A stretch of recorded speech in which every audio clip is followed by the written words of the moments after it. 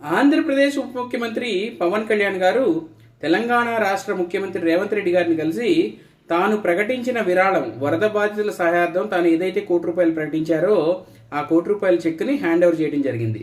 So ఇంతకుముందు మనం చూసాం తెలుగు సినీ పరిశ్రమకు చెందిన అనేక మంది సెలబ్రిటీలు తెలంగాణ రాష్ట్రంలోనూ అలాగే ఆంధ్రప్రదేశ్లో ఒకేసారి వరదలు రావడం, వాళ్ళు చేసే సహాయాన్ని తెలంగాణ రాష్ట్రానికి అలాగే ఆంధ్రప్రదేశ్ రాష్ట్రానికి కూడా ఇవ్వడం జరిగింది.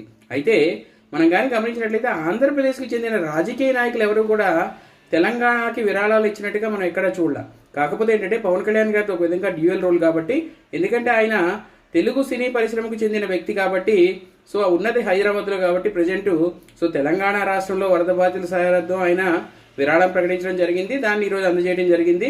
అలాగే ఆయన ఆంధ్రప్రదేశ్కి ఉప ముఖ్యమంత్రిగా ఉన్నారు కాబట్టి అక్కడ సీఎం రిలీఫ్ ఫండ్కి ₹1 పాటు పంచాయతీలకు కూడా 4 కోట్లు ఇచ్చిన సంగతి మనం ఆల్రెడీ మాట్లాడుతున్నాం.